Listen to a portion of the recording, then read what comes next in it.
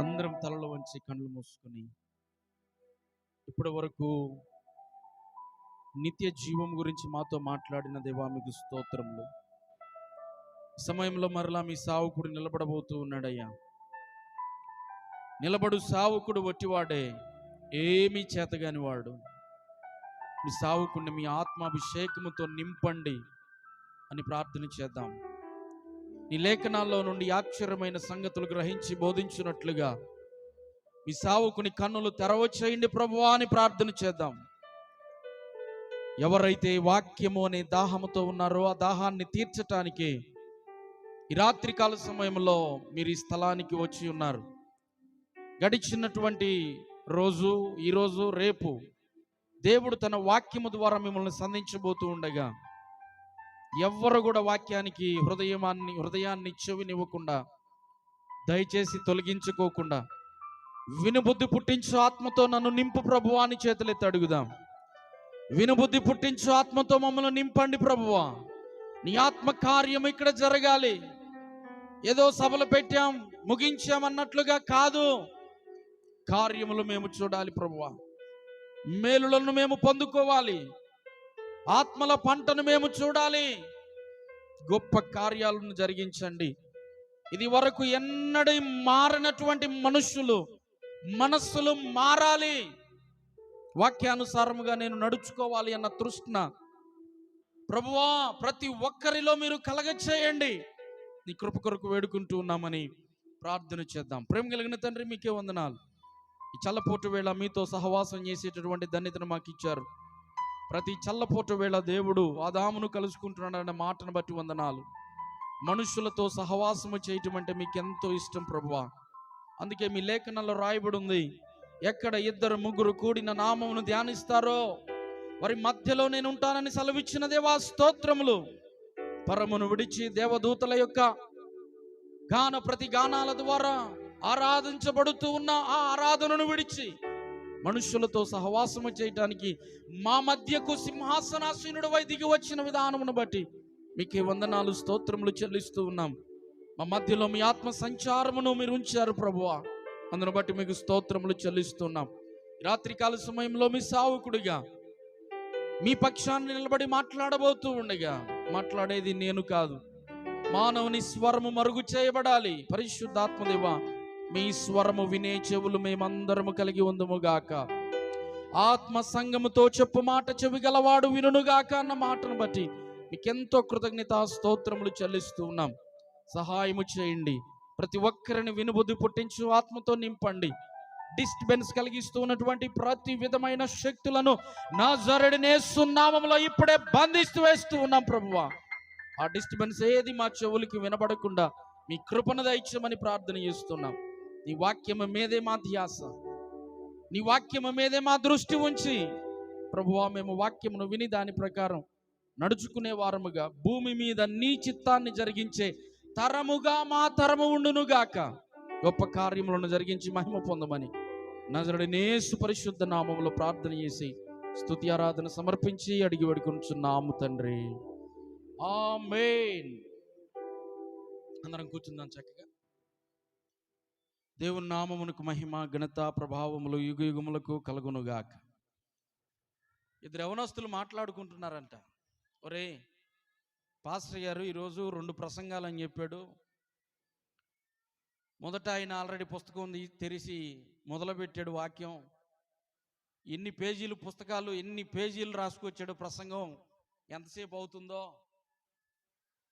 అసలు అవుతుందా కాదా అని చెప్పి మాట్లాడుకుంటున్న సమయంలో ఆ పక్కనోడు అంటున్నాడంట, ఒరే మొదట ఆయన సంగతి అట్టబెట్టు, రెండో ఆయన అంట గుంటూరు నుంచి ఏకంగా గణిత శాస్త్రమే తీసుకొచ్చాడు, ఆయన ఎంతసేపు చెప్తాడో ఈరోజు మన పని అయిపోయినట్టే అనుకొని మాట్లాడుకుంటున్నారంట.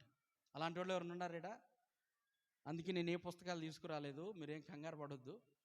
2, 3, 4 రిఫరెన్స్ల కన్నా నేను ఎక్కువ చెప్పను. చాలా జాగ్రత్తగా దేవుని యొక్క వాక్యాన్ని మనము విందాం. అపోస్తలుడైన పౌలు గారు కొరింథీకి రాసిన మొదటి పత్రిక, కొరింథీ సంఘానికి రాసిన మొదటి పత్రిక 9వ అధ్యాయము 24వ వచనాన్ని చదవండి. ఎవరైనా ఉన్నారా చదివేవాళ్ళు? చదవండి యవనస్తులైనటువంటి వారు చక్కగా. అపోస్తుల కార్యం కొరింథీయులకు రాసిన మొదటి పత్రిక 9వ అధ్యాయము 26వ వచనంని చదువుతున్నాము. పందెపు రంగమందు పరుగెత్తు వారందరూ పరిగెత్తుదురు గాని ఒక్కడే బహుమానము పొందునని మీకు తెలియదా? అటువలే మీరు బహుమానము పొందునట్లుగా పరుగెత్తుడి. దేవునికి స్తోత్రం చెప్పండి. అటువలే మీరు బహుమానము పొందునట్లుగా పరిగెత్తుడి. ప్రభునందు ప్రియమైన దేవులారా, మనందరికీ తెలుసు పరిగెత్తే పందెం అంటే ఏంటో.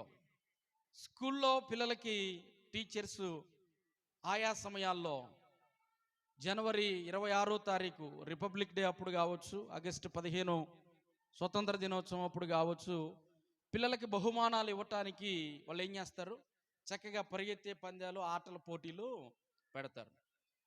స్కూల్లో ఉన్నటువంటి పిల్లలందరూ కూడా వారి వారి తరగతులను బట్టి వారికి చక్కగా పరిగెత్తే పందాలు పెట్టినప్పుడు పరిగెత్తే పందెములో ప్రారంభించినటువంటి వారందరికీ బహుమానాలు ఇస్తారా?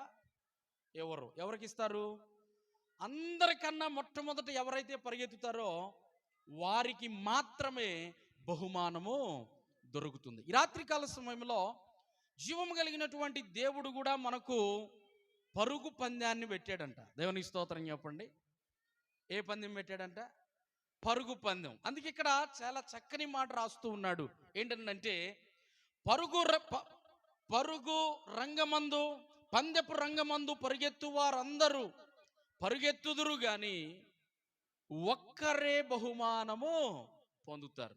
అయితే మీరును ఎలా పరిగెత్తాలి అని అంటే బహుమానము పొందునంతగా పరిగెత్తాలి. ప్రభునందు ప్రియమైన దేవులారా, ఈ రాత్రికాల సమయంలో పరుగు పందాన్ని గనక మనం ఒక్కసారి ఆలోచన చేసి గమనించినట్లయితే చాలామంది అందరికన్నా ముందు రావాలనే ప్రారంభిస్తారు. ఎవరు కూడా ఓడిపోతాము అని తెలిస్తే ఎవరైనా పరుగు పందెం మొదలు పెడతారా? అందరికీ కూడా ఆశ ఉంటుంది. నేను పరిగెత్తాలి, నేను ప్రైజ్ తీసుకోవాలి, నేను బహుమానము పొందుకోవాలి, నన్ను అందరూ కూడా మెచ్చుకోవాలి, అందరికన్నా ముందు రావాలి అని ఉంటుంది. కానీ చాలామంది ఈ రోజున కనుక ఆలోచన చేస్తే ఏమైపోతుంది అంటే ఒకానొక సమయం వచ్చేసేటప్పటికి పరుగు పందాన్ని కూడా వదిలిపెట్టేసి వేరే వైపు వెళ్ళిపోయేటటువంటి పరిస్థితులు ఈ లోకంలో ఉంటూ ఉన్నాయి. ఈ రాత్రికాల సమయంలో మన యొక్క ప్రసంగ అంశం ఏంటంటే నీ పరుగు దేని కొరకు? లోకంలో ఉన్నటువంటి చాలా మంది పరిగెత్తారు. లోకం కొరకు పరిగెత్తినటువంటి ఒక వ్యక్తి ఉన్నాడు, మోసపోయాడు. ఆ వ్యక్తి ఎవరు అంటే తప్పిపోయిన కుమారుడు. లోకాన్ని చూశాడు, పరిస్థితులను చూశాడు. దూరం నుంచి చూసినప్పుడు అంతా కూడా చాలా మంచిగా కనపడింది. లోకము చాలా పచ్చగా కనపడింది. నేను అక్కడికి వెళితే నాకు చాలా క్షేమం ఉంటుంది అనుకున్నాడు, భద్రత ఉంటుంది అనుకున్నాడు. తండ్రి దగ్గరికి వచ్చాడు, నాకు రావలసిన వాటా నాకు ఇచ్చేయి అని చెప్పాడు. అతడు దూరం నుంచి చూసినప్పుడు అంతా మంచిగా కనపడుతుంది. కానీ అక్కడికి వెళ్ళిన తరువాత తిప్పలు పడటం, ఇబ్బంది పడటం, మోసపోవటం ఆయన జీవితంలో మనం చూస్తూ ఉంటాం. ప్రభునందు ప్రియమైన దేవులారా, కొండలు కూడా చూడండి. ఇక్కడి నుంచి దూరంగా ఉన్న కొండలను చూస్తే అవన్నీ చాలా చక్కగా ఉన్నట్లుగా ఉంటాయి. కానీ అక్కడికి వెళ్తే అక్కడ ఒక చెట్టు, అక్కడ ఒక చెట్టు, అక్కడ ఒక చెట్టు, అసలు మనం నడవలేకుండా ఉంటుంది. అందుకే లోకం కోసం పరిగెత్తితే మోసపోతాం, పాపము కోసం పరిగెత్తితే ఓడిపోతాం. ప్రభునందు ప్రియమైన దేవులారా, చాలా మంది దేని కొరకో పరిగెత్తుతూ ఉన్నారు. కానీ వారి యొక్క జీవితంలో చివరికి తేలిన ఫలితార్థం ఏంటి అని కనుక మనం ఆలోచన చేస్తే చివరికి తిరిగి వచ్చి ఎక్కడ మొదలు పెట్టామో అక్కడే ఆగిపోతాం. ఈ రోజున చాలా మంది కూడా రక్షణ పొందిన, మారు మనసు పొందిన, బాప్తిస్మం పొందిన, చాలా సంవత్సరాలు దేవుని సన్నిధిలో ఉంటూ దేవుని యొక్క మేలు అనుభవిస్తూ ఒకానొక సమయం వచ్చేసేటప్పటికి జీవము కలిగిన దేవునిని విడిచిపెట్టినటువంటి వాళ్ళు చాలా మంది ఉండి లోకం కోసం పరిగెత్తేటటువంటి వారుగా ఉన్నారు.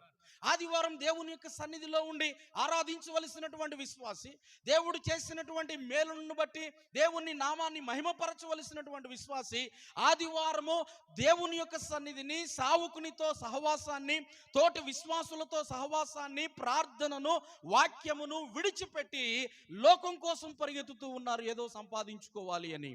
కానీ చివరికి వారి యొక్క అంతం ఏంటి అని కనుక మనం ఆలోచన చేస్తే, ఎవరైనా దేవుని మందిరాన్ని, దేవుని సంఘాన్ని, దేవుని యొక్క సేవకుని విడిచిపెట్టి మన యొక్క పరుగును గనక ఈ లోకం కొరకు గనక పరిగెత్తితే చివరికి తేలిన ఫలితార్థం ఏంటంటే, ఎక్కడ నుంచి మన పరుగు మొదలు పెట్టామో అక్కడికే వచ్చి ఆగుతాము. చివరికి వెనక తిరిగి చూసుకుంటే ఏం మిగులుతాయి అంటే అప్పులు మిగులుతాయి. ప్రభునందు ప్రియమైన దేవుళ్ళారా, ఏం సాధిస్తూ ఉన్నాం? అటు పరిగెత్తి ఇటు పరిగెత్తి ఈ లోకంలో ఒకసారి మనల్ని మనమే ఈ రాత్రికాల సమయంలో పరిశీలన చేసుకోవాలి. అందుకే పందెపు రంగమందు పరిగెత్తు వారందరూ కూడా బహుమానము పొందవలనని పరిగెత్తుతారు, కానీ ఒక్కరికే బహుమానము దొరుకుతుందంట. ఆ ఒక్కరికే బహుమానము దొరుకుతూ ఉన్నప్పుడు దేవుడు అంటున్నాడు, నీవు ఎలా పరిగెత్తాలి అంటే బహుమానము పొందునంతగా పరిగెత్తాలి. బహుమానము పొందునంతగా. ఈ రాత్రికాల సమయంలో ఇద్దరు వ్యక్తుల గురించి నేను ముగిస్తా. వారు ఎలా పరిగెత్తారు, దేని కొరకు పరిగెత్తారు, వారి జీవితంలో శాశ్వతమైన బహుమానం దేవుడు ఎలా ఇచ్చాడు అన్న సంగతి ఇద్దరి జీవితాలను మనం ధ్యానం చేద్దాం. చూడండి దయచేసి, ఆదికాండ గ్రంథంలో 24వ అధ్యాయంలో మనకు ఒక ఆమె కనపడుతుంది. ఆమె పేరేం పేరు అని అంటే రిబ్కా. దేవునికి స్తోత్రం చెప్పండి. ఆదికాండ గ్రంథము 24వ అధ్యాయము 19వ వచనం 20వ వచనాన్ని గనక మనం చదివితే, అందరూ కూడా మీ బైబిల్ తెరిచి చూడండి. ఆదికాండము 24వ అధ్యాయము 19, 20 వచనాలు నేను చదువుతున్నాను. మరియు ఆమె అతనికి దాహమిచ్చిన తరువాత, నీ ఒంటెలు త్రాగు మట్టుకు వాటికి నీ నీళ్లు చేదిపోయిదునని చెప్పి త్వరగా గాడిలో తన కడవ కుమరించి తిరిగి చేదుటకు ఆ బావికి పరిగెత్తుకొని పోయి అతని ఒంటెలన్నిటికీ నీళ్లు చేది పోసెను. ఎవరు ఈమె? ఎందుకు పరిగెత్తుతుంది అని కనుక మనం ఆలోచన చేస్తే, ఈమె పేరు రిబ్కా. దేవునికి స్తోత్రం చెప్పండి. ఏం పేరు ఆమె పేరు? రిబ్కా. రిబ్కా ఎందుకు పరిగెత్తుతుంది అని అంటే పరిచర్య చేయటానికై పరిగెత్తుతుంది. దేవునికి స్తోత్రం. దేనికోసం పరిగెత్తుతుంది రిబ్కా? పరిచర్య చేయటానికై పరిగెత్తుతుంది. ప్రభునందు ప్రియమైన దేవులారా, మనందరికీ తెలుసు, విశ్వాసుల తండ్రి అని చెప్పబడినటువంటి అబ్రహాము గారు దేవుని యొక్క మాటగా ఖచ్చితంగా లోబడినటువంటి వ్యక్తి. ఆ రోజుల్లో దేవునికి అందరూ కూడా వీపును చూపించిపోతుంటే, వినండి జాగ్రత్తగా, మనుషులందరూ కూడా దేవునికి వీపు చూపించి వెళ్ళిపోతా ఉంటే అబ్రహాము గారు ఒక్కడే దేవునికి ముఖాన్ని చూయించాడు. దేవునికి స్తోత్రం చెప్పండి. దేవునికి ముఖాన్ని చూయించాడు గనుక అతనికి దేవుడు పెట్టినటువంటి పేరు, అతని యొక్క గర్భములో నుంచి దేవుడు ఒక జనాంగాన్ని తీసుకుని వచ్చారు. ఆ జనాంగాన్ని పేరేంటి అని అంటే యూదా ప్రజలు, లేకపోతే యూదా జనాంగం, లేకపోతే ఇశ్రాయేలీలు ప్రజలు. యూదుడు అనగా అర్థం ఏంటి అంటే దేవునికి ముఖాన్ని చూయించేవాడు అని అర్థం. ఈ యూదులందరికీ మూల పురుషుడైనటువంటి అబ్రహాము గారు దేవుడు పిలిచిన వెంటనే ఆయన మాటకు విధేయుడయ్యాడు, ఆయనకి లోబడ్డాడు, ఏది చెబితే అది ఖచ్చితంగా చేశాడు. ఆ తర్వాత 100వ సంవత్సరంలో ఆయనకు ఒక చక్కని కుమారుణ్ణి దేవుడు ప్రసాదించాడు. ఆయన పేరేం పేరు? ఇస్సాకుకు వివాహం చేయాలి అన్న ఆలోచన కలిగినప్పుడు తన ఇంటి పెద్ద దాసుడైనటువంటి ఎలియాజరును అబ్రహాం గారు పిలిచాడు. అంటున్నాడు, అబ్రహాం, నీవు చేయవలసినటువంటి పనేంటి అని అంటే ఈ ప్రాంతంలో ఉన్నటువంటి అమ్మాయిలు ఎవ్వరిని కూడా నా కుమారుడికి నీవు వివాహము చేయకూడదు. నా స్వజనులలోనికి వెళ్ళి అతని కొరకు ఒక అమ్మాయిని భార్యనుగా నీవు తీసుకుని రావాలి, అది నీ బాధ్యత అని చెప్పి పంపిస్తూ ఉన్నప్పుడు జీవము కలిగినటువంటి దేవుని యొక్క సన్నిధిలో ఎలియాజరు కూడా అబ్రహాం గారితో పాటే ఆయన ఎదిగిన వాడు గనుక అబ్రహాం గారు ఎలా ప్రార్థన చేస్తాడో ఈ యొక్క వ్యక్తి కూడా అలాగే ప్రార్థన చేస్తాడు. అబ్రహాం గారు వాక్యాన్ని ఎలా ధ్యానం చేస్తాడో ఈయన కూడా వాక్యాన్ని అలాగే ధ్యానం చేస్తాడు. అబ్రహాం గారు భక్తి ఎలా చేస్తాడో ఈయన కూడా అలాగే భక్తి చేస్తాడు. అంటే అబ్రహాం గారితో పాటు సహవాసంలో ఉన్నటువంటి ఈ యొక్క ఎలియాజరు జీవితాన్ని మనం ఆలోచన చేస్తే అబ్రహాము గారి లాగే దేవునికి నమ్మకంగా ఉన్నటువంటి వ్యక్తి. ఈరోజు నా జీవం కలిగిన దేవుని యొక్క సన్నిధిలో ఉంటున్నటువంటి నీవు నేను, మనం ఒక సహవాసంలో ఉన్నప్పుడు సహవాసానికి మనం నమ్మకస్తులుగా ఉండాలి. సహవాసంలో సావుకుని దగ్గర ఉన్నప్పుడు సావుకునికి మనం నమ్మకస్తులముగా ఉండాలి. ప్రభునందు ప్రియమైన దేవులారా, ఎంత నమ్మకస్తుడు అనంటే ఆయన తనతో పాటు కొన్ని ఒంటెలను, కొంత బంగారాన్ని, కొన్ని వస్త్రాలను అన్నిటిని తీసుకొని ఈ ఇస్సాకు అమ్మాయిని చూడటానికి బయలుదేరాడు. ప్రభునందు ప్రియమైన దేవులారా, పాస్టర్ గారికి కోడలవ్వాలంటే మామూలు విషయము కాదు. ఆయన అబ్రహాం గారు కోటీశ్వరుడు, అబ్రహాం గారు ఆస్తిపరుడు, అంత మాత్రమే కాదు కానీ మంచి భక్తిపరుడు. ఆ భక్తిని తట్టుకోవాలన్నా, ఆ రూల్స్ తట్టుకోవాలన్నా, ఆ ఆజ్ఞలు అనుసరించి నడుచుకోవాలన్నా, రేపొద్దున ఆ ఆస్తి మొత్తాన్ని కాపాడాలి అన్న ఒక ఖచ్చితమైనటువంటి అమ్మాయి కావాలి. దేవుని యొక్క సన్నిధిలో నాహోరు పట్టణానికి వెళ్ళిపోయిన తరువాత అక్కడ ఎలియాజరు దేవుని సన్నిధిలో సాష్టాంగపడి నమస్కారం చేస్తున్నాడు. ఏమన్నా తెలుసా, నేను ఈ నాహోరు పట్టణానికి వచ్చాను, సాయంకాలం అయ్యింది, బావి దగ్గరికి వెళుతూ ఉన్నాను, అనేక మంది యవన బిడ్డలు, యవన స్త్రీలు ఆ నీళ్లు చేదుకోవటానికి వస్తూ ఉన్నారు. నేను ఎవరి దగ్గరికి వెళ్ళి నాకు దాహానికి నీళ్ళు ఇవ్వండి అని నేను అడుగుతానో, ఆ చిన్నది చేయవలసిన పని ఏంటంటే నాకు దాహానికి నీళ్ళు ఇవ్వాలి, అంత మాత్రమే కాదు కానీ నీవు త్రాగుము, నీ ఒంటెలకు కూడా నీళ్లు త్రాగించు అని ఏ అమ్మాయి అయితే నాతో చెప్తుందో ఆమె నా యొక్క యజమానికి కోడలు. అంటే ఒక నిశ్చయత, అంటే ఒక ప్రణాళిక, అంటే దేవుని యొక్క చిత్తము, అంటే దేవునికి సమస్తాన్ని అప్పగించి జీవము కలిగిన దేవుని సన్నిధిలో ప్రార్థన చేస్తూ ఆయన ఊరక నిలిచుండి చూస్తున్నాడు. దేవునికి స్తోత్రం.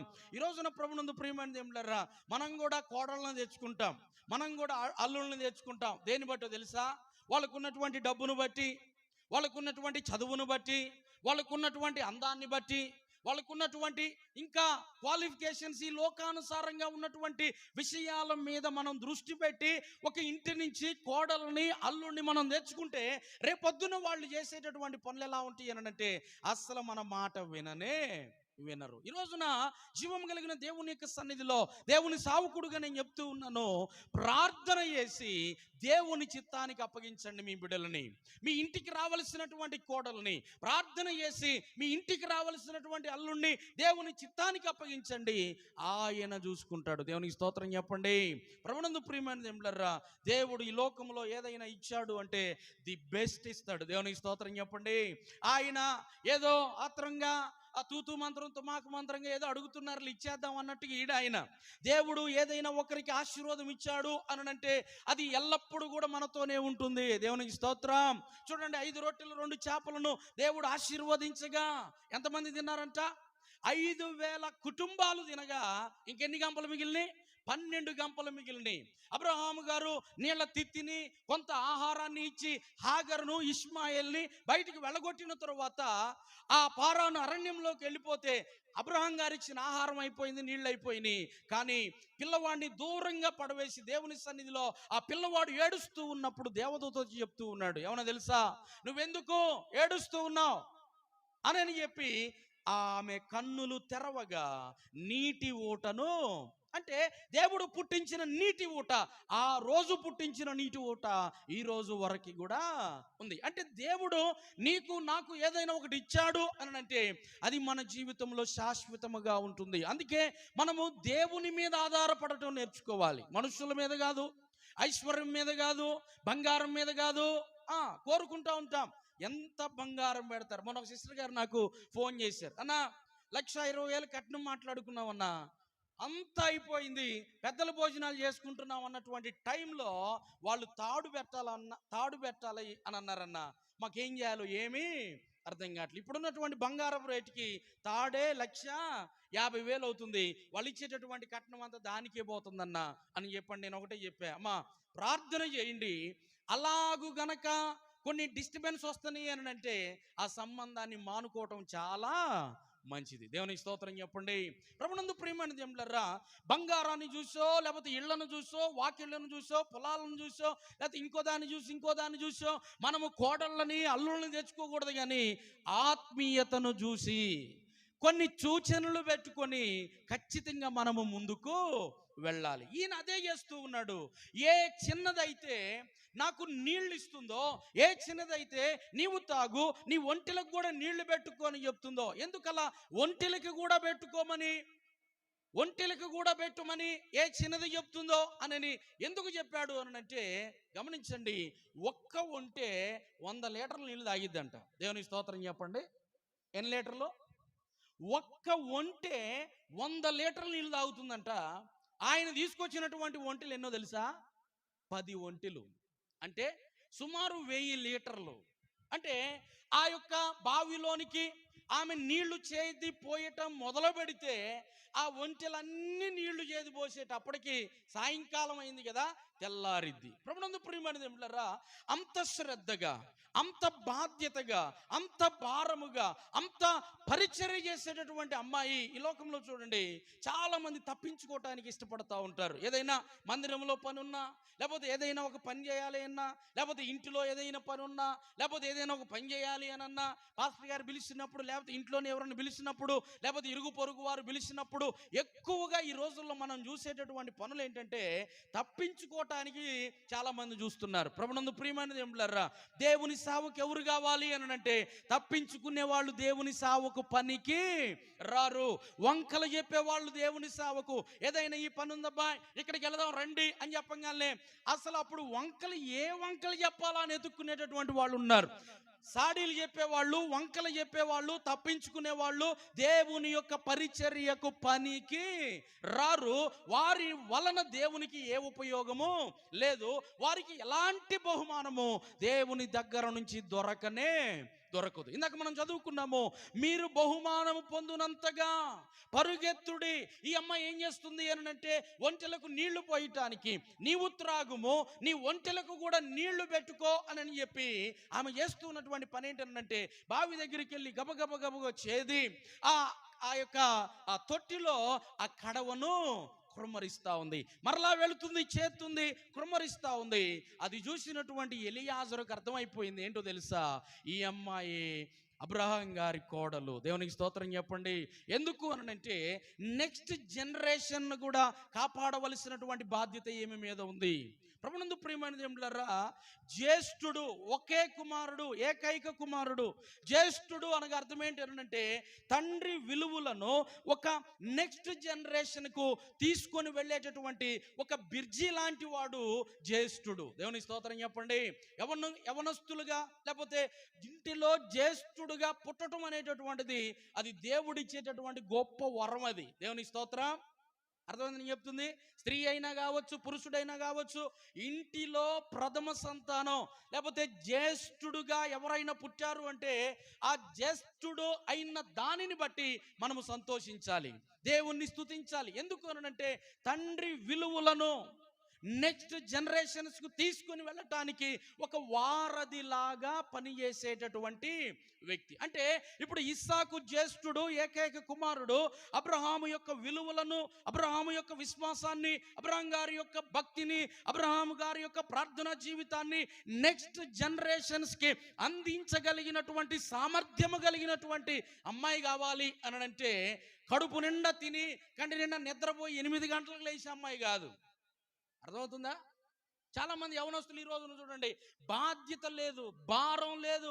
తల్లి ఉదయాన్నే పనికి వెళ్ళాలి అని చెప్పి హడావుడి పడుతూ ఉన్నా ఈమె తీరిగ్గా 8 గంటలకు లేచి బెడ్ కాఫీ అని అమ్మని ఆమె కంగారు పడుతూ ఉండిద్ది. ఇళ్లలో ఈరోజు ఏం జరుగుతుంది మన యవనస్తుల బిడ్డల్లో? యవనస్తుల జీవితంలో ఏం జరుగుతుంది?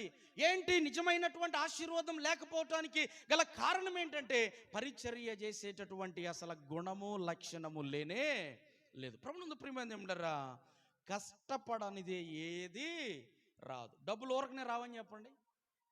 గుండు బాస్ తెలుసుగా మీకు? ఎవరైనా జోయలకేసా ఆయన వస్తాడు, డబ్బులు ఎవరికి ఊరకనే. ఏంటిది అది?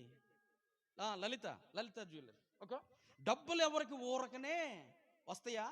కష్టపడకుండా ఏది కూడా రాదు. ఒక క్రైస్తవుని జీవితంలో ఉండవలసిన మంచి లక్షణం ఏంటంటే కష్టపడేటటువంటి మనస్సు, పరిగెత్తాలి కష్టపడటానికి, పరిచర్య చేయటానికి. నువ్వు చేయవలసినటువంటి పరిచర్య ఏంటి అని కనుక మనం ఆలోచన చేస్తే చాలా జాగ్రత్తగా వినండి. బైబిల్ గ్రంథంలో అక్కడ రాయబడినటువంటి మాట, రిబ్కా గురించి రాయబడినటువంటి మాట ఏంటంటే, ఆమె ఆ ఒంటెలకు నీళ్లు చేదిపోయటానికి ఆమె పరిగెడుతుంది అని రాయబడింది. ప్రభునందు ప్రియమైన దేవులారా, నీరు దేనికి సాదృశ్యముగా ఉంది అని అంటే వాక్యానికి సాదృశ్యముగా ఉంది. దేవునికి స్తోత్రం చెప్పండి. ఈ రోజున నీ నుంచి నా నుంచి దేవుడు కోరుకునేటటువంటి ఒక పరిచర్య విధానం ఏంటి అని అంటే, ప్రజలకు మనము దేవుని యొక్క వాక్యాన్ని అందించేటటువంటి వారముగా ఉండాలి. అందుకే ప్రభువు యేసుక్రీస్తు ఆయన చనిపోయి మరణాన్ని జయించి తిరిగి లేచిన తరువాత ఆయన చెప్పినటువంటి ఒక మాట ఏంటంటే, పరలోకములోను భూమి మీదను నాకు సర్వాధికారము ఇయ్యబడి ఉన్నది, మీరు వెళ్ళి ఏమని చేయమన్నాడు, అనేక మందిని శిష్యులనుగా చేయండి. ఈరోజు నా సంఘాల్లో విశ్వాసులనే తయారు చేస్తున్నాం, శిష్యులను ఎవరిని తయారు చేయట్లా. శిష్యుడు అంటే అర్థం ఏంటంటే నేర్చుకొని బోధించేవాడు అని అర్థం. దేవునికి స్తోత్రం చెప్పండి. శిష్యుడు అంటే ఎవరు? నేర్చుకోవాలి, వాక్యాన్ని వినాలి, వాక్యాన్ని ధ్యానం చేయాలి, దేవుని యొక్క సన్నిధిలో వాక్యాన్ని గ్రహించాలి, వాక్యం యొక్క గ్రహింపును మనము కలిగి ఉండాలి. కలిగినటువంటి మనము చేయవలసిన పని ఏంటంటే, మనం పని చేసే చోటో, లేకపోతే మన ఇంటి చుట్టుప్రక్కల వారికో, లేకపోతే ఎవరైతే యేసుక్రీస్తును నమ్మకుండా విశ్వసించకుండా నశించిపోతా ఉన్నారో వారికి భారముగా వాక్యాన్ని అందించేటటువంటి బాధ్యత మన భుజాల మీదకి ఎత్తుకోవాలి. దేవునికి స్తోత్రం చెప్పండి. అందుకే బైబిల్లో రాయబడి ఉంది, యాజకులు క్రీస్తును భుజాల మీద మోయాలంట. యేసుక్రీస్తుని ఎక్కడ మోయాలంట? దేవుని వాక్యాన్ని మనం ఎక్కడ మోయాలంట? మనము దేవుని యొక్క వాక్యాన్ని మన భుజాల మీద మోసేటటువంటి వారముగా మనము ఉండాలి. అలా ఎప్పుడైతే మనము మోస్తామో, వాక్యాన్ని భుజం మీద మోసేటటువంటి వారు, వాక్యాన్ని మోసుకొని వెళ్ళేటటువంటి వారు శాశ్వతమైన బహుమానాన్ని పొందుతారు. ఆ బహుమానం ఏంటి అంటే యేసుక్రీస్తుకు భార్యగా అవుతారు. గట్టిగా చప్పట్లు కొట్టు. హల్లెలూయా. జీవము కలిగిన దేవుని యొక్క ప్రణాళిక, జీవము కలిగిన దేవుని యొక్క ఉద్దేశం ఒకటే, నీ ఎడల నా ఎడల ఏంటి అని అంటే మనలను క్రీస్తుకు భార్యలుగా, వధువు సంఘముగా సిద్ధపరిచి ప్రభువైన యేసుక్రీస్తు వరుడుగా రాబోతూ ఉన్నప్పుడు ఆయనను మనము మధ్యాకాశంలో కలుసుకొని ఆయనతో పెండ్లి విందులో పాల్పంపులు పొందాలంట. దేవునికి స్తోత్రం చెప్పండి. చూడండి, ఎప్పుడైతే అంత కష్టపడిందో, అంత శ్రమ పడిందో, ఆ నీళ్లు చేదిపోసి ఆ ఒంటెలకు ఇచ్చిందో, ఈ వ్యక్తికి ఇచ్చిందో, ఆయన చెప్తున్నటువంటి మాట, నువ్వెవని కుమార్తె అన్నప్పుడు విషయాలన్నీ చెప్తుంది ఆమె. అప్పుడు ఆమె అంటుంది ఏమన్నా తెలుసా, మా ఇంటికి రండి, మా ఇంటి దగ్గర గడ్డి చాలా ఉంది. దేవునికి స్తోత్రం చెప్పండి. మా ఇంట్లో ఖాళీ స్థలము చాలా ఉంది. అర్థమవుతుందా? అంటే ఎప్పుడైతే ఆ యొక్క వ్యక్తిని తన ఇంటికి తీసుకుని వెళుతూ ఉందో జరిగినటువంటి సంగతి ఏంటి అని అంటే, అక్కడ వెళ్ళిన తర్వాత అన్ని విషయాలు మాట్లాడి విషయం చెప్పిన తర్వాత ఆ యొక్క రిబ్కా తండ్రి, ఆన సహోదరులు అందరూ అంటారు, ఇది యెహోవా వలన కలిగిన కార్యం, ఇది మేము అవునని కానీ కాదని కానీ మేము చెప్పలేము, రిబ్కా మీ ఎదుటనే ఉన్నది, దయచేసి మీరు తీసుకుని వెళ్ళవచ్చు. ఎవరికి భార్యగా తీసుకుని వెళ్తున్నారు తెలుసా?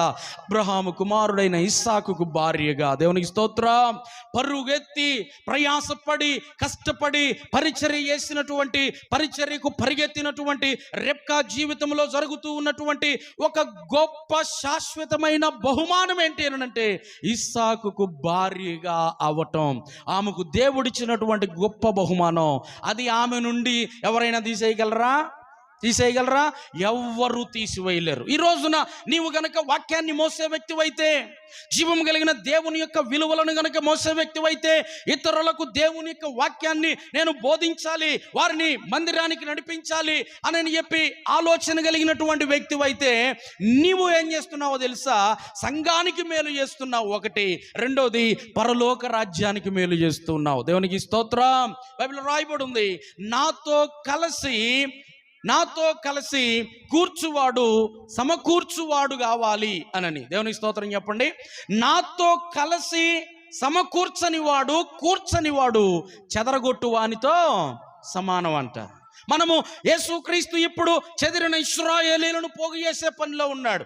జీవము కలిగిన దేవుడు చెదిరిన ఇశ్రాయేలును పోగు చేసేటటువంటి పనిలో ఉన్నాడు. ఇప్పుడు ఆయన పోగు చేస్తూ ఉండగా అన్యజనులైనటువంటి మనము చేయవలసిన పని ఏంటంటే మన ఇరుగు పొరుగు వారిని దేవుని కొరకు మనం పోగు చేయాలి. దేవునికి స్తోత్రం. అలాగూ గనక నువ్వు చేయకపోతే చెదరగొట్టే వారితో సమానులంట.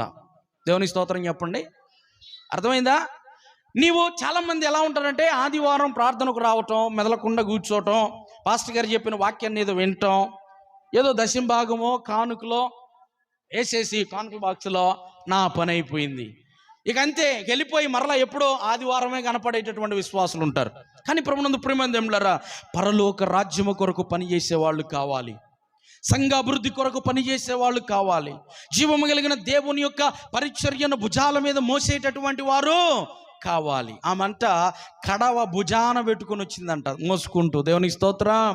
ప్రభునందు ప్రియమైన దేవులారా, ఈ రాత్రికాల సమయంలో నీవు గనక అలాగు గనక సిద్ధపడగలిగితే, ఎలాగునా వాక్యాన్ని ఇతరులకు అందించాలి, వాక్యాన్ని నేర్చుకోవాలి, ఇతరులను దేవుని సన్నిధికి నడిపించాలి అని గనక నీ జీవితంలో నీకు తృష్ణ ఉంటే దేవుడు నీకు ఇచ్చే శాశ్వతమైన బహుమానం ఏంటి అంటే యేసయ్యకు భార్యగా అవటం.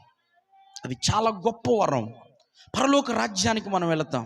అందుకే అంటున్నాడు కదా, తప్పిపోయినటువంటి కుమారుడు తప్పులన్నీ చేసి ఆయన అంటాడు తండ్రి దగ్గరికి వెళ్ళి నేను అడుగుతా ఏమనంటే, తండ్రి నీకును పరలోకమునకు వ్యతిరేకముగా నేను పాపము, పరలోకానికి వ్యతిరేకంగా చేశాడు ఆయన పాపం, కానీ అంటున్నాడు ఆయన నేను పరలోకానికి వ్యతిరేకంగా నేను పాపము చేశా, ఇక మీదట నీ కుమారుడని అనిపించుకునటానికి నేను యోగ్యుడను.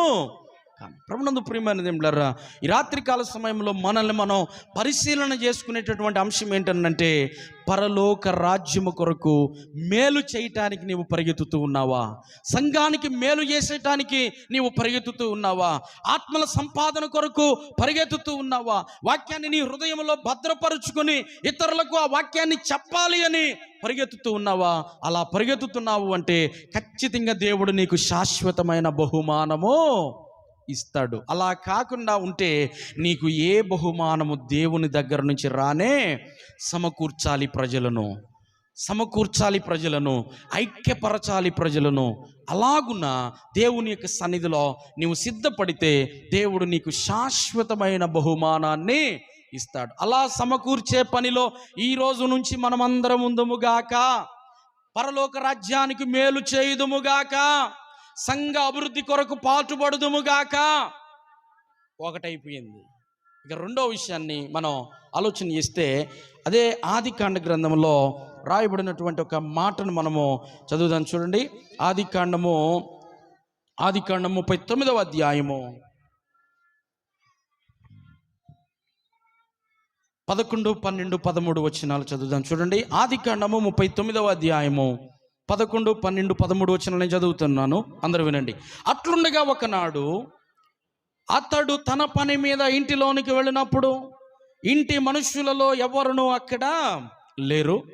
అప్పుడు ఆమె అతని వస్త్రము పట్టుకొని తనతో శయనింపమని చెప్పగా అతడు తన వస్త్రము ఆమె చేతిలో విడిచిపెట్టి తప్పించుకొని బయటికి పారిపోయెను. ఎవరైనా చెప్పండి, ఎవరు? యేసేపు. మనందరికి బాగా తెలుసా బాగా? యేసేపు ఏం చేస్తున్నాడు? జీవము కలిగిన దేవుడు ఆయనకు ఒక మంచి దర్శనాన్ని ఇచ్చాడు. ఆ దర్శనం కొరకే ఆయన బ్రతుకుతున్నాడు.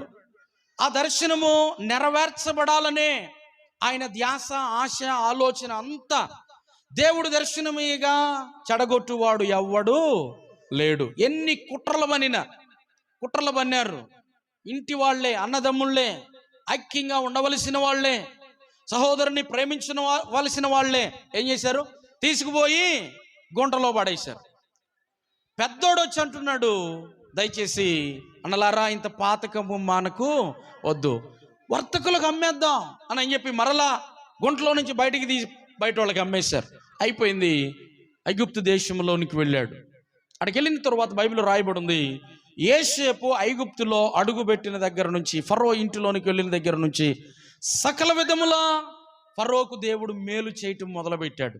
ఆ సంగతి గమనించినటువంటి ఫరో యోసేపుతో అంటున్నాడు, ఇక మొత్తము నువ్వే చూసుకో, నా ఇంటి బాధ్యతలన్నీ నువ్వే చూసుకో, పనివారి బాధ్యతలన్నీ, అంతా బాధ్యతలు అప్పగించేశాడు. అయిపోయింది. ఒక సమయంలో ప్రతిరోజు ఫరో భార్య, రాజు భార్య అతని మీద కన్నేసి అతనితో శయనించాలి అన్నటువంటి ఒక దుర్బుద్ధితో పదే పదే పదే పదే పదే పదే పదే పదే విసిగిస్తుందంట. బైబిల్ రాయబడిన మాట ఏంటంటే, అట్లుండగా ఒకనాడు అతడు తన పని మీద, దేవునికి స్తోత్రం చెప్పండి, అట్లుండగా ఒకనాడు అతడు తన పని మీద. యోసేపు ఒక బానిస. బానిసకి సొంత పనులు ఏమీ ఉండవు, బానిసకి సొంత ఆలోచనలు ఏమి ఉండవు. యజమానుడి పనే ఈయన పని. యజమానుడు ఎలా చెప్తే అలా నడుచుకోవలసిన బాధ్యత ఆయన మీద ఉంది. కానీ సొంత పనులంటూ ఏమి ఉండవు. కానీ ఈయనకి సొంత పని ఉందంట. ఏంటి ఆ పని అని కనుక మనం ఆలోచన చేస్తే, బైబిల్ గ్రంథంలో గొప్ప గొప్ప భక్తులైనటువంటి వారందరూ కూడా సొంత పనులు కలిగి ఉన్నారు. ఏంటి ఆ సొంత పనులు అని అంటే, ప్రార్థన చేసే పని. దేవునికి స్తోత్రం చెప్పండి. ఏ పని చెప్పాలి? ఏ పని? తన సొంత పని అని అంటే అతనికి వ్యక్తిగతంగా ఏ పని లేదు. అతడు రోజులో 3 సార్లు ప్రార్థన చేయవలసినటువంటి బాధ్యత ఆయన మీద ఉంది. ఎన్నిసార్లు? వాళ్ళు ఎంత బిజీగా ఉన్నా, ఎంత పద్ధతిలో, ఎంత తలమునగలైపోయేటటువంటి పని ఉన్నా, ఆ పనులన్నీ కూడా పక్కన పెట్టి రోజులో 24 గంటల్లో 3 సార్లు వారు ప్రార్థన చేస్తారు. అది ఎక్కడి నుంచి నేర్చుకున్నారు అని అంటే, అబ్రహాం గారి దగ్గర నుంచి నేర్చుకున్నారు. దేవునికి స్తోత్రం. అబ్రహాం గారు కూడా రోజులో 3 సార్లు ప్రార్థన చేసేవాడు. ఆయన గుడారము అని ఉంది కదా, గుడారము అని ఉన్న చోటల్లా బైబిల్ గ్రంథంలో మానవుడు దేవుడు కలుసుకునేటటువంటి స్థలమే గుడారం. ఆ గుడారంలోనికి వెళ్ళి అబ్రహాం గారు ప్రార్థన చేశారు. అబ్రహాం గారు ఆజ్ఞాపించాడంట. ఏమన్నా తెలుసా? తన పిల్లల పిల్లల పిల్లల పిల్లలు ఈ విధంగా చేయాలి అని. ఎప్పుడైతే ఆ విధంగా వాళ్ళు చేయటం మొదలు పెట్టారో, ఎప్పుడెప్పుడు ప్రార్థన చేస్తారంటే, వినండి జాగ్రత్తగా, వారికి సాయంత్రం 6 గంటలకి డే ప్రారంభమైంది. సాయంత్రం 6 గంటల నుంచి 9 గంటల లోపు వాళ్ళ మొదటి ప్రార్థన. గంట చేయని, 2 గంటలు చేయని, గంట తక్కువ చేయరు. దేవునితో వాళ్ళు చక్కగా ఉంటారు. ఓకే, మొదటి ప్రార్థన 6 నుంచి 9 గంటల లోపు అయిపోయింది. మొదటి ప్రార్థన అంటే సూర్యుడు అస్తమించే టైం అది. రెండవ ప్రార్థన ఎప్పుడంటే సూర్యోదయం, సూర్యుడు ఉదయించే ముందు, ఇంకా సూర్యుడు రాక మునుపే ఉదయాన్నే లేచి, దాన్ని ఏమన్నారంటే తెల్లవారుజామున దేవునికి సన్నిధిలో వారు ఖచ్చితంగా ప్రార్థన చేస్తారు. అందుకే యేసుక్రీస్తు కూడా 3 సార్లు ప్రార్థన చేసేవాడు. ఆయన ఎందుకో తెలుసా? బైబిల్లో మనం చూస్తూ ఉంటాం. ఆయన ఇంకనూ చీకటిగా ఉండగానే పెందలాడ లేచి ఎక్కడికి వెళ్ళాడంటే, ఆయన అరణ్యమునకు వెళ్ళాను. ఓకే, తెల్లవారుజాము ప్రార్థన. మరలా ఎప్పుడు ప్రార్థన చేస్తారు అనంటే మధ్యాహ్నము 3 గంటలకి ప్రార్థన. ఈ 3 సమయాలు చాలా విలువైనవి వారి జీవితంలో. అలా సొంత పని మీద అంటే సొంతగా దేవుని సన్నిధిలో ప్రార్థన చేయటానికి వెళ్ళినప్పుడు ఆ గదిలో ఎవరు లేరు. ఎందుకు లేరు అనంటే, దేవుడు సెలవిచ్చిన మాట ఏంటంటే, నువ్వు గదిలోనికి వెళ్ళినప్పుడు నీ తలుపు వేసుకుని ఏం చేయాలంట? రహస్యమందు చూచుచున్నటువంటి నీ దేవునికి నీవు ఏకాంతంగా ప్రార్థన చేయాలి. దేవుని స్తోత్రం. ప్రార్థన చేసేటటువంటి విధం అది. అక్కడ ఎవరు లేనప్పుడు ఈ మొత్తానికి ఎట్లా తీసుకుందో తలుపు, ఒకరోజు తలుపు తీసుకుని వెళ్ళి బలవంతం చేస్తూ ఉంది. అతడు ఒప్పక ఏం చేశాడంట?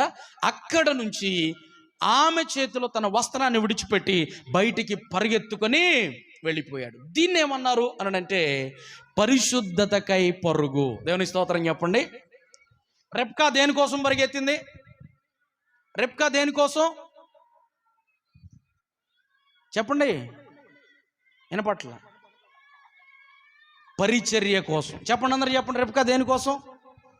ముసలమ్మలారా, పెన్షన్ ఎంత వస్తుంది మీకు? చెప్పండి, పెన్షన్ ఎంత? 3 ఏళ్ళా? ఇది మాత్రం బాగా గుర్తుండిద్ది కదా అందరికీ. నిద్రలో లేపి అడిగినా చెప్తారు, పెన్షన్ ఎంత వస్తుందంటే 3 ఏళ్ళు అవుతుంది అయ్యా అని. వాకింగ్ కూడా అంత జాగ్రత్తగా భద్రపరచుకోవాలి హృదయంలో. అప్పుడు మీకు ఆరోగ్యం కలుగుతుంది, ఎముకలకు సత్తువ కలుగుతుంది. నా ఎముకల నొప్పులో, చేతుల నొప్పులో, గూళ్ళు నొప్పులో మొన్న ఒక అమ్మాయి అంటుంది, గృహదర్శనాలకు వెళ్తే కూర్చొని వాళ్ళ నాన్నకు ఫోన్ చేసింది, డాడీ చేతులు నొప్పులు పుడుతున్నాయి డాడీ, ట్యాబ్లెట్ తీసుకురా అంది. నేనన్నా, ఎందుకమ్మాయి నీకు అంత పని ఏం చేసేవి, చేతులు నొప్పులు పుట్టే అంత పని అంటే, అంట్లు గడిగే అంకులు అంటుంది. అంట్లు గడిగినందుకు చేతులు నొప్పులు వచ్చినాయి అంట. ఇప్పుడు ఆ డాడీ ఏం తీసుకురావాలి, నొప్పుల బిళ్ళ తీసుకురావాలంట. ఓకే, బైబిల్లో రాయబడినటువంటి మాట ఏందో తెలుసా? దేవుని వాక్యం అంట మన ఎముకలకు సత్తువునిస్తుందంట. దేవుని వాక్యం హృదయంలో ఉంటే ఏ నొప్పులు రావు. అర్థమవుతుంది చెప్తుంది. ఏదైనా నొప్పి కలిగింది అని అంటే నీ హృదయంలో దేవుని వాక్యం లేదు అని అర్థం. ఇంకా అదే, ఇక తేడా లేదు. దేవుని వాక్యము దగ్గరికి మనం ఎప్పుడైతే వెళ్తామో మనకు స్వస్థత, ఎముకలకు స్వస్థత, కీళ్లకు స్వస్థత, నరాలకు స్వస్థత, బలాన్ని ఎండిన ఎముకలు దేవుని మాట వినినప్పుడు ఏం జరిగినాయి అంట? అన్నీ కలుసుకొని గొప్ప సైన్య సమూహం అయినాయి అంట. అవునా కాదా? ప్రవచనం ఎత్తి ఎండిన ఎముకలు ఎలా బ్రతుకుతాయి అన్నప్పుడు ఎస్కేల్ మాట్లాడుతూ ఉన్నప్పుడు దేవుడు అంటాడు, మాట్లాడు, అవి బ్రతుకుతాయి అని చెప్పగా ప్రవచనం ఎత్తి నేను మాట్లాడగా అవన్నీ కలుసుకొని కూడుకున్నాయి అంట. దేవునికి స్తోత్రం. నీ జీవితంలో షుగర్ పోవాలంటే బైబిల్ చదువు రోజు. నీ తలనొప్పి, మోకాళ్ళ నొప్పులు, కీళ్ళ నొప్పులు, కాళ్ళు నొప్పులు వనమూలికలు కాదు. రోడ్డు అమ్మటి ఒక టెంట్ వేసి మైకు పెట్టి దానికి ముందిస్తాం, దీనికి ముందిస్తాం, రండి అని చెప్తే పొలమని వాడికి ఒక 40 రూపాయలు ఇచ్చి ముందు కొనుక్కొచ్చుకొని అదేసుకున్న కాడి నుంచి మొహం ఇంతలా వాసి రూపురేఖలన్నీ మారిపోయి ఈ తిప్పలన్నిటికన్నా దేవుని వాక్యము దగ్గరకు వెళితే సర్వ రోగాలకు ఒకటే పరిష్కారం వాక్యం. దేవుని స్తోత్రం చెప్పండి. 2 చేతులే చెప్పండి. నేను చెప్పే మాట అబద్ధము కానే కాదు, సత్యము, యథార్థం. మీకు ఏ పరిస్థితి వచ్చినా బైబిల్ దగ్గరికి రండి, పరిష్కారం బైబిల్లో వాక్యంలో దొరుకుతుంది. ప్రార్థన చేయండి. ఇప్పుడు రిబ్కా పరుగు దేనికోసం? పరిచర్య కోసం. యోసేపు పరుగు దేనికోసం? పరిశుద్ధత కోసం. జాగ్రత్తగా ఇక్కడి నుంచి వినండి.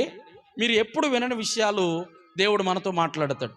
పరిశుద్ధత అంటే ఏంటి అని కనుక మనం ఆలోచన చేస్తే జాగ్రత్తగా వినండి. పరిశుద్ధత అనగా మనకున్న అవగాహన ఏంటంటే, అబద్ధాలు ఆడకుండా ఉండటం పరిశుద్ధత అనుకుంటాం, ఎవరిని మోసం చేయకుండా ఉండటం పరిశుద్ధత అనుకుంటాం, లేకపోతే ఒకరిని తిట్టకుండా ఉండటం పరిశుద్ధత అనుకుంటాం. కానీ అవన్నీ ఓకే, అవన్నీ కూడా చేయాలి.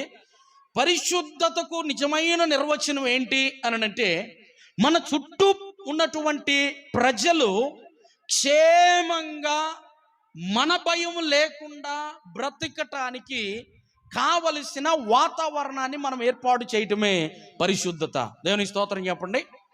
పరిశుద్ధత అంటే ఏం చెప్పాను?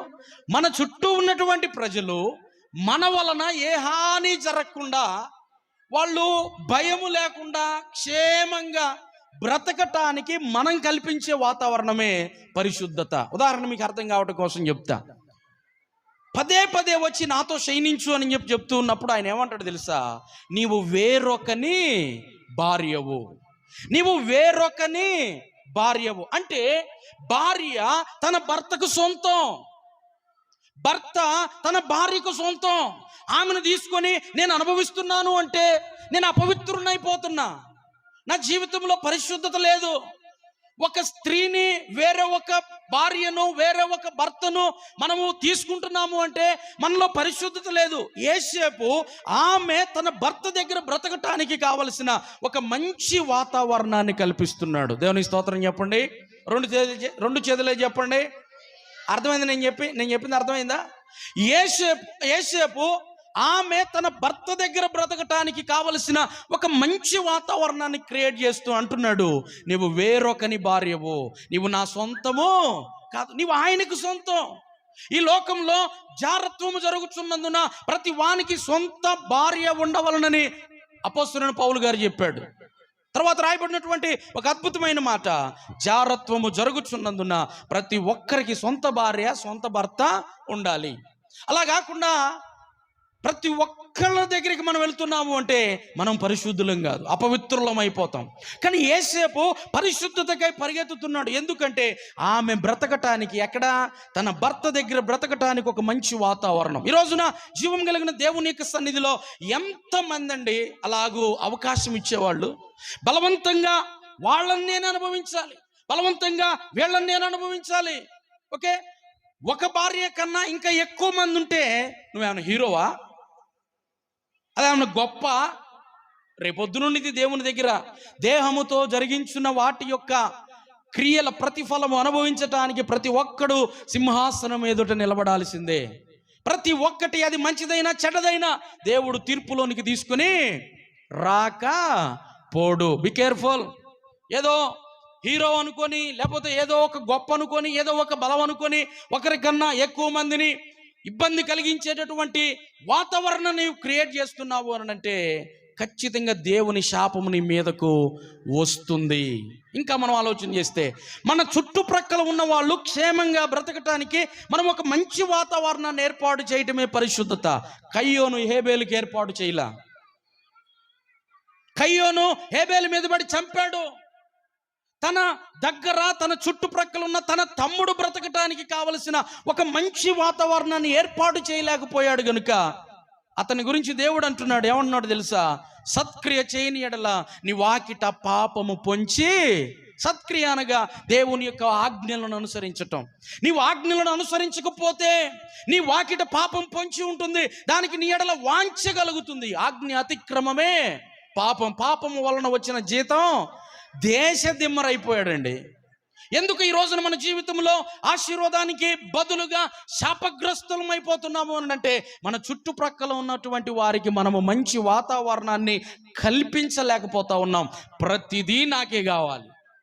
నీకు సొంత ఇల్లు ఉందిగా, ఆ ఇంటికి కరెంటు బిల్లు ఉందిగా, ఆ ఇంటికి ఇంటి పన్ను ఉందిగా, మళ్ళీ జగనన్న ఇచ్చే ఇల్లు నీకెందుకు? దేవునికి లెక్క చెప్పాలి.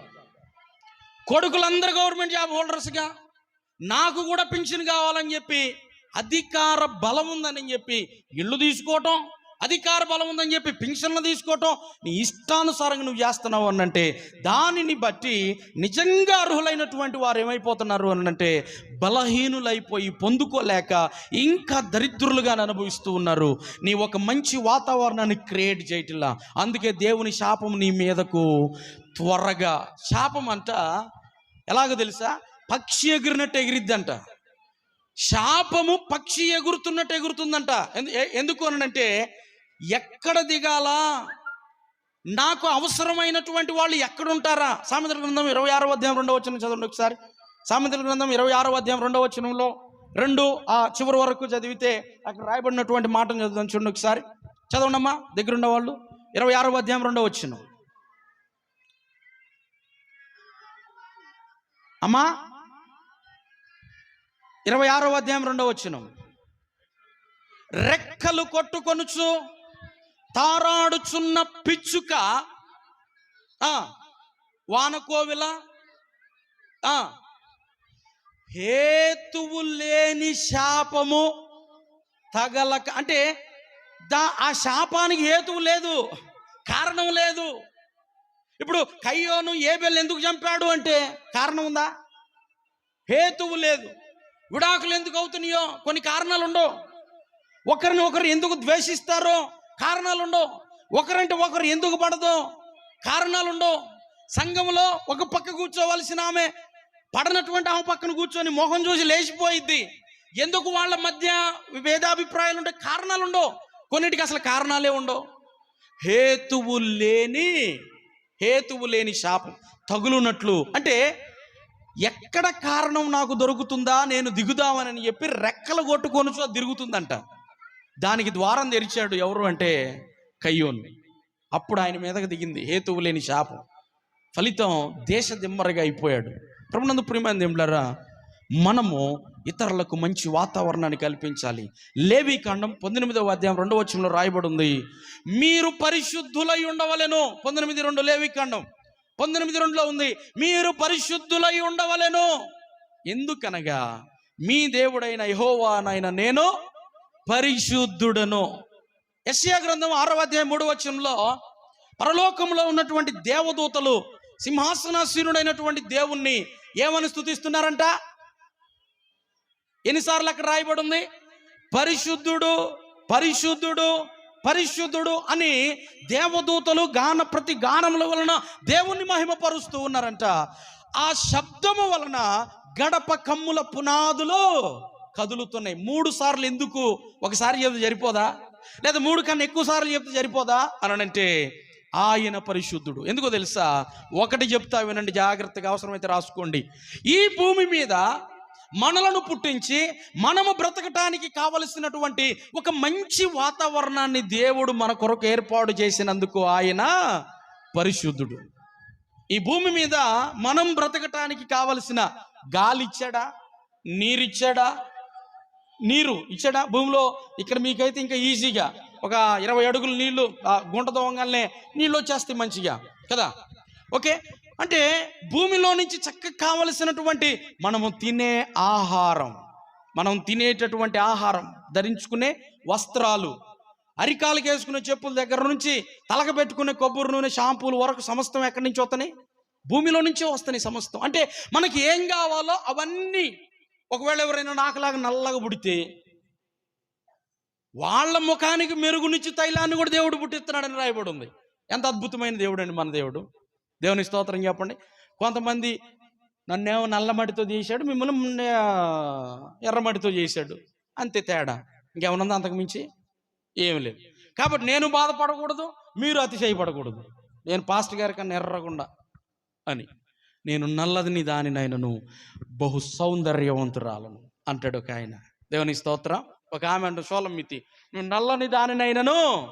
ప్రభునందు ప్రియమైన దేవులారా, మనిషికి కావలసిన సమస్తాన్ని భూమి మీద దేవుడు ఇచ్చి మంచి వాతావరణం మనం బ్రతకటానికి కల్పించాడు.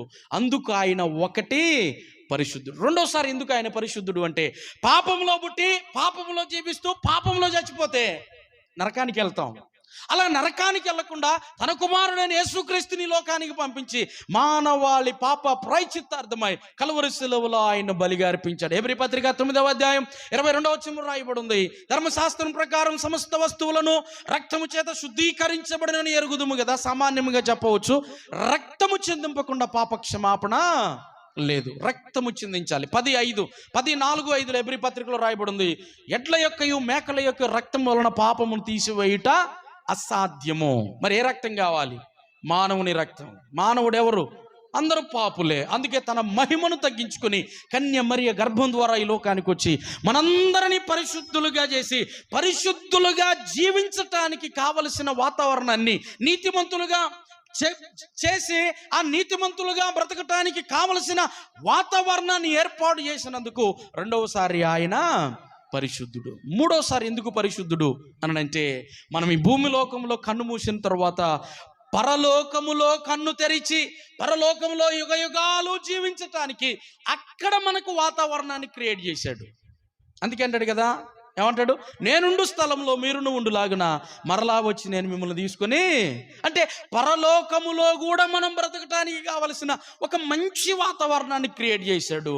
అందుకు ఆయన పరిశుద్ధుడు. పరిశుద్ధత అంటే ఏంటంటే, మొట్టమొదట మన చుట్టుపక్కల ఉన్నటువంటి ప్రజలు బ్రతకటానికి మనం వారికి ఒక మంచి వాతావరణాన్ని కల్పించాలి, వారిని ఆదరించాలి, వారి అవసరాలు తీర్చాలి, వారిని పట్టించుకోవాలి, తోటి వారికి మనము చెయ్యి అందించాలి. అది దేవుని చట్టం. అందుకే కదా, నా తండ్రి చేత ఆశీర్వదించబడిన వారులారా మీ కొరకు నియమించిన రాజ్యంలోనికి బొండని చెబుతాడంట.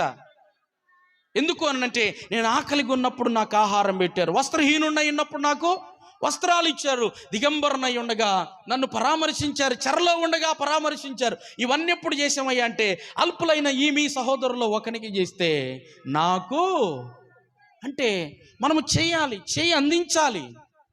ప్రభునందు ప్రియమైన దేవులారా, ఆయన పరిశుద్ధుడు. పరిశుద్ధత కొరకు పరిగెత్తుతున్నాడు యేసేపు. కారణం, నువ్వు వేరొకని భార్యవు. భార్య తన భర్తకే సొంతం, భర్త తన భార్యకే సొంతం, పిల్లలు తల్లిదండ్రులకే సొంతం. అంతేగాని బలవంతంగా ఎవరి దగ్గర నుంచి మనము వేరు అలా చేశాము అంటే మనం అపవిత్రులం అయిపోతాం. దేవుని కోపం మన మీద రగులుకుంటుంది. దేవుడు అంటున్నాడు, నేను పరిశుద్ధుడనై ఉన్నాను, మీరును పరిశుద్ధులై. 3 సార్లు ఆయన పరిశుద్ధుడు. ఒకటి, భూమి మీద మనకు కావలసిన మంచి వాతావరణాన్ని ఏర్పాటు చేశాడు. రెండోది, యేసుక్రీస్తును పంపించి పరిశుద్ధంగా బ్రతకటానికి, నీతిమంతులుగా బ్రతకటానికి ఒక మంచి వాతావరణాన్ని ఏర్పాటు చేశాడు. మూడోది, చనిపోయిన తరువాత పరలోక రాజ్యంలో మనకి ఇంత అవకాశాలు దేవుడు ఇస్తున్నప్పుడు మనం తోటి వారికి లేమా అవకాశాలు? ప్రభునందు ప్రియమైన దేవులారా, నీ కొరకు నువ్వు కాదు కానీ ఒకని కొరకు ఒకరు మనం బ్రతకాలి. దేవునికి స్తోత్రం. అపోస్తలుడైన పౌలు గారు అంటాడు, ఒకరి భారములు ఒకరు భరించుటయే దేవుని యొక్క నియమం. దేవుని యొక్క నియమాల్లో మనం ఉంటున్నామా? తద్వారా యోసేపు పరిగెత్తాడు గనుక ఆయన జీవితంలో శాశ్వతంగా దొరికిన బహుమానం ఏంటో తెలుసా? ఐగుప్తు దేశానికి రాజు అవటమే కాకుండా ఈ రోజు వరకు కూడా ఆయన గురించి మనం చెప్పుకుంటున్నాము అంటే ఇంతకన్నా బహుమానం ఏం కావాలండి? దేవునికి స్తోత్రం. అందుకే స్త్రీని జయించినోడు రాజు అవుతాడు. స్త్రీని జయించిన వాడు, సిరిని జయించిన వాడు, స్త్రీని జయించిన వాడు రాజు అవుతాడు. అలా కాకుండా కొంతమంది పక్షి ఎగురుకుంటా ఒక పెట్ట మెతుకులు తినుకుంటూ వెళ్ళి ఆ ఉచ్చుల్లో చిక్కుకున్నట్టుగా కొంతమంది కావాలని చిక్కుకునే వాళ్ళు ఉన్నారు. అక్కడ నుంచి బయటికి తీసుకొని రావటం నీ వల్ల కానే కాదు. అందుకే మనం చాలా జాగ్రత్తగా జ్ఞానముతో వాక్యాన్ని అనుసరించి నడుచుకోవాలి. బహుమానము పొందునంతగా పరిగెత్తాలి. మన జీవితంలో దేవుడు పరలోక రాజ్యంలో నీవు చేసిన ప్రతి క్రియకు బహుమానాన్ని ఇవ్వబోతూ ఉన్నాడు. నమ్మినోళ్ళు ఆమేనండి? గట్టిగా చెప్పండి. బహుమానం కావాలా వద్దా? పరిచర్య కొరకు పరిగెత్తు, పరిశుద్ధత కొరకు పరిగెత్తు. దేవుడు నీకు శాశ్వతమైన బహుమానాన్ని ఇస్తాడు. కొద్ది మాటలు దేవుడు దీవించి ఆశీర్వదించును గాక. అందరం దయచేసి తలలు వంచుదాం, మోకరిద్దాము. మోకాళ్ళ మీద నిలబడగలిగిన వాళ్ళు మోకాళ్ళ మీద నిలబడండి. కళ్ళు మూసుకోండి. పిల్లలు కూడా అటు ఇటు తిరగొద్దు. యవనస్తులు కుర్చీ మీద నుంచి దిగండి. కుర్చీ మీద ఉన్నటువంటి వాళ్ళు కూడా మోకరించగలిగితే మోకరించండి. ఇబ్బంది ఉంటే వద్దు. దేవుని సన్నిధిలో అందరం కళ్ళు మూసుకుందాం. మన హృదయాన్ని దేవునికి అప్పగించుకునే సమయం ఇది. మన ఆలోచనలను దేవునికి అప్పగించుకునే సమయం ఇది. ఎలా ఉంటున్నది నీ క్రియలు? ఎలా ఉంటూ ఉన్నాయి మన విశ్వాసం? ఎలా జీవిస్తూ ఉన్నామో? విలువలతో కూడినటువంటి విషయాలతో కూడినటువంటి వాక్యాన్ని మనం అనుసరిస్తున్నామా లేదా? ప్రభునందు ప్రియమైన దేవుడులారా, ఈ రాత్రికాల సమయంలో అందరి కళ్ళు మూసుకొని 2 చేతులు ఎత్తి, అయ్యా నాతో మీరు మాట్లాడారు ప్రభువా, బహుమానము పొందినంతగా పరిగెత్తమని చెప్తూ ఉన్నావు. నాకు బహుమానము కావాలి, నాకు బహుమానము కావాలయ్యా. ఈ లోకంలో నేను ఏదో గాలికి ప్రయాసపడినట్టుగా పరిగెత్తటం కాదు, లోకం కోసం పరిగెత్తటం కాదు. లోకం కోసం పరిగెత్తాడు, ధనం కోసం గెహాజీ పరిగెత్తాడు, కుష్ఠరోగాన్ని తెచ్చుకున్నాడు ప్రభువా. తండ్రి దగ్గర నుంచి ఆస్తిని తీసుకొని వెళ్ళినటువంటి తప్పిపోయిన కుమారుడు పరిగెత్తాడు, చివరికి ఏమీ లేకుండా తిరిగి వచ్చాడు. మోసపోయి వచ్చాడు, నష్టపోయి వచ్చాడు. పరిగెత్తుతున్నావా? దేవుని సావుకుని విడిచిపెట్టి పరిగెత్తుతున్నావా? దేవుని మందిరాన్ని విడిచిపెట్టి పరిగెత్తుతూ ఉన్నావా? ప్రార్థనను, సహవాసాన్ని, వాక్యమును విడిచిపెట్టి పరిగెత్తుతూ ఉన్నావా? చివరికి వెనక్కి తిరిగి చూసుకుంటే ఏమీ మిగలదు. దేవుడు అంటున్నాడు, నాకు వేరుగా ఉండి మీరేమి చేయలేరు. చెప్దామయ్యా, నీకు వేరుగా ఉండి మేమేమి చేయలేం ప్రభువా. నీవు దీవిస్తేనే మాకు దీవెనయ్యా, నీవు ఆశీర్వదిస్తేనే మాకు ఆశీర్వాదమయ్యా, నీవు అభివృద్ధి పరిస్తేనే మాకు అభివృద్ధి అయ్యా. దేని కొరకో ఎవరెవరినో మేము వెంబడిస్తున్నాం. అజ్ఞానులమైపోయి ప్రభువా లోకాన్ని అనుసరిస్తూ లోకం కొరకు పరిగెత్తుతూ ఉన్నాం. రిబ్కా పరిగెత్తింది ప్రభువా, గొప్ప బహుమానం ఇస్సాకును భార్యగా. అబ్రహాము యొక్క విలువలను, అబ్రహాము యొక్క భక్తిని, విశ్వాసాన్ని నెక్స్ట్ జనరేషన్స్ కు అందించటానికి ఒక వారధిగా నీవు ఆమెను వాడుకున్నావయ్యా.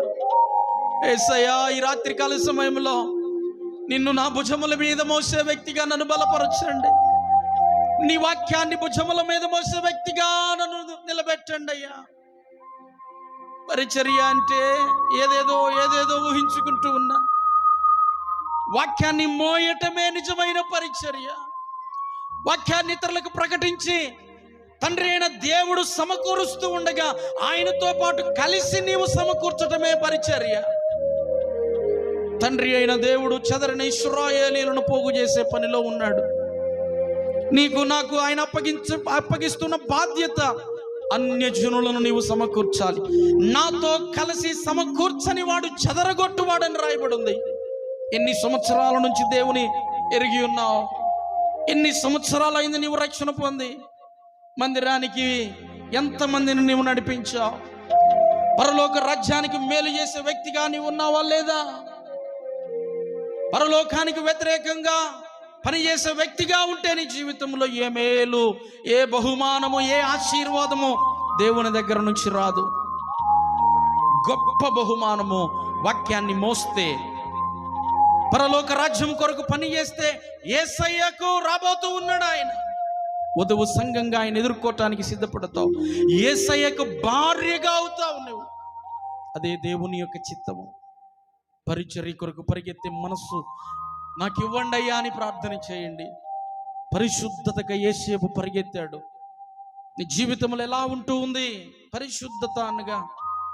నీ చుట్టూ ఉన్నటువంటి వారికి వారు క్షేమంగా బ్రతకటానికి నువ్వు ఏర్పాటు చేసేటటువంటి ఒక మంచి వాతావరణమే పరిశుద్ధత. యేసేపు అంటున్నాడు, నువ్వు వేరొకని భార్యవు, నువ్వు ఆయన సొంతం, నేను నిన్ను ముట్టుకోకూడదు.